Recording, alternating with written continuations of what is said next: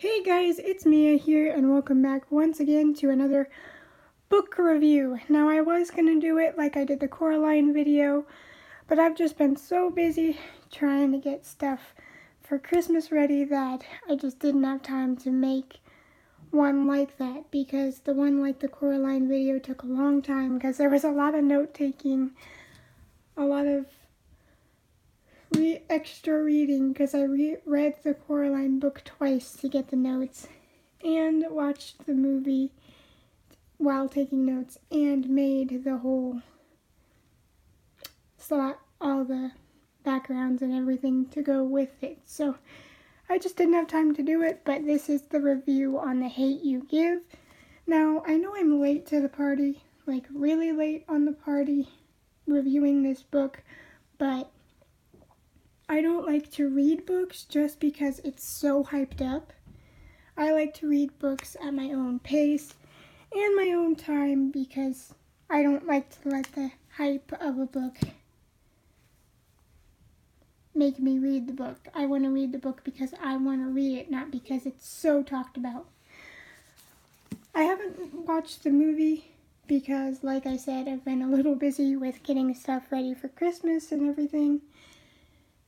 And yeah, so I haven't watched the movie yet. I might do that after everything settles down after New Year's, so that's that. Now, I heard that this book has a second book to it that is supposedly written in a second point of view, and about the only reason I would read that one is if it's written in Jalal's point of view before he was shot. But now we're going to talk about finally The Hate U Give. So, in case you don't know already, The Hate U Give centers around Star, our main character in the book, who is black in a predominantly black neighborhood. Now, I'm not racist or anything, that's just what she is, and that's okay. So, everything starts out normal for Star until her friend forcibly drags her to a party. And she's like, I don't want to be here. I'm not much of a party person. I can relate. I'd rather be home reading a book, obviously, than going to a party. Just not my thing. So I can relate to Star on that. Well, everything's fine and dandy until shots ring out. So they have to hurry up and leave the party. And at the party, she ends up reconnecting with Jalal, a longtime friend of hers that she hasn't seen in a while. So they leave together, get pulled over, and this cop is basically like interrogating them like they're the most evil people on the planet, even though they're just two 16-year-olds. And he makes it this whole big deal like, oh, I thought he was going to shoot me, even though he was just checking on his friend. And the thing that makes it so sad is the fact that stuff like this really does happen in real life. So this is fiction, but it's realistic fiction, because stuff like this actually does happen. And that is very sad. It's just a skin color. We can't help it any more than other people with different skin colors can. So I don't get why hating someone just because of their skin color is a thing. It's a skin color. Get over it.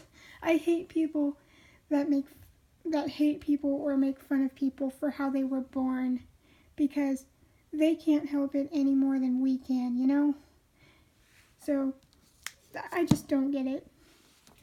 So that cop is like freaking out because he mistakes a comb for a gun when he goes to check on Star, which, how in the heck do you confuse a comb with a gun? I think the cop was just looking for any reason to shoot him.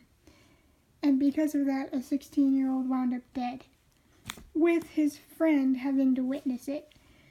And I think that the author does a great job in showing the grief and how it can still affect you years down the line or months down the line or whatever.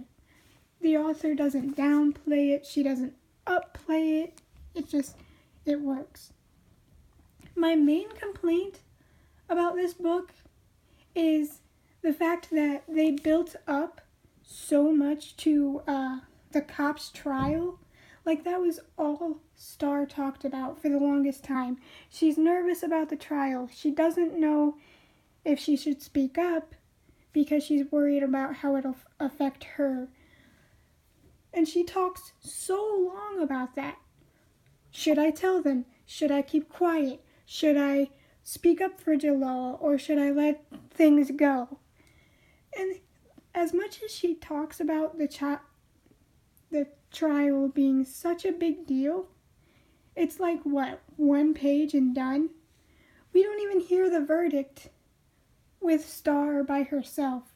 We find out, spoiler alert, that the cop is not guilty through the radio. They don't even give Star the benefit of hearing the news herself face to face. She has to find out with the whole rest of the world, which, considering how close she was to Jalal, the victim, is kind of shit to me that they would do that. Like, oh, we're not going to give you the decency to find out the verdict with your family. We're going to tell you with the whole world, even though you were like a sister to him. And that's just bullshit to me. Utter crap. Just, that made me so angry. I would have liked to see more of the trial. Not all of the trial, like you could skip, like you could say the jury deliberated for 2 hours, or this and that, because I know trials can get boring. But there was just such a letdown with how short her trial, or the cop's trial, was, because it was so talked about and so built up, and she was so worried about it, and we didn't even get to see it. So that just, I really wanted to see more of the trial, and we just didn't. So that's my main complaint about the book.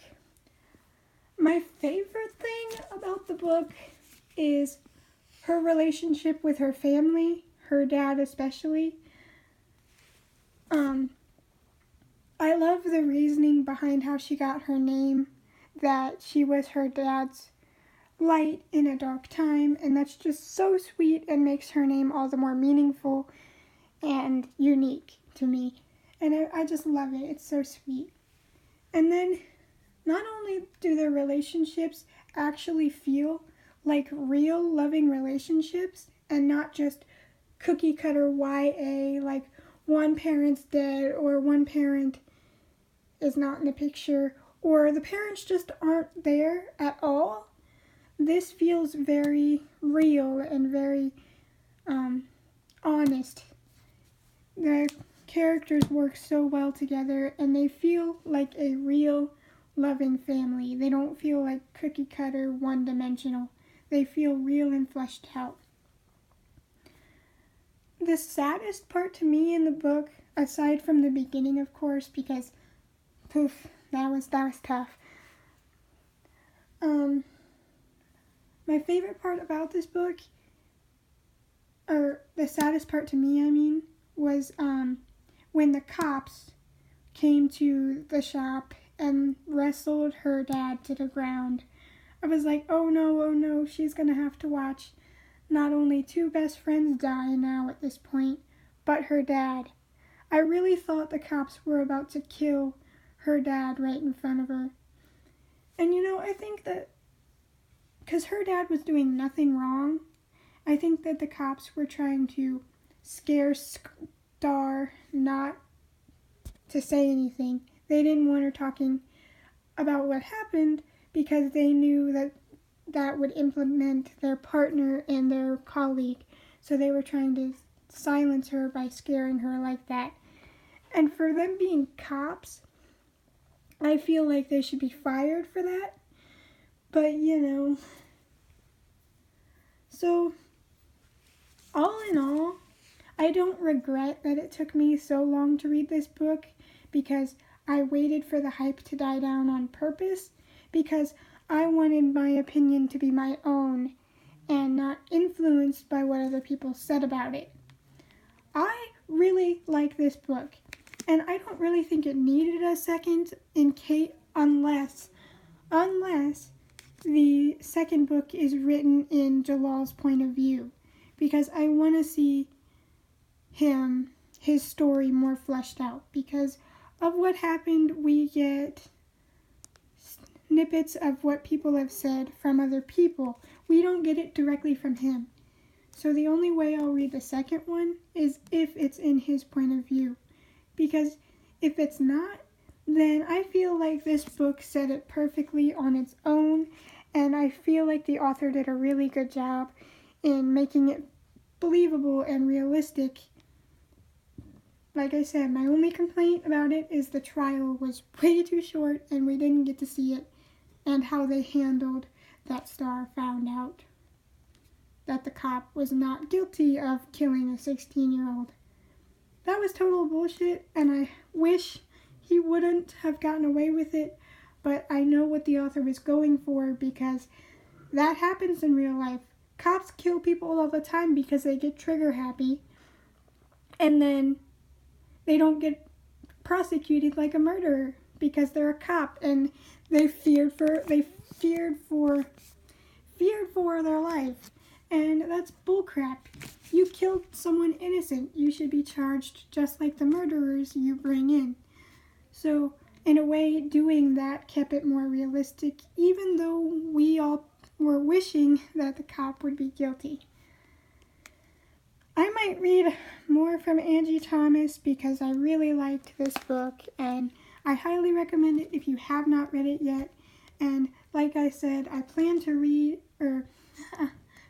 watch You Can't Read a Movie. The movie when everything dies down after New Year's. So, I give this book probably an 8 out of 10 for me, just because the trial was not shown more. If the trial was shown, and if they would have told Star face to face the verdict before the whole world, I probably would have given this book a 10 out of 10.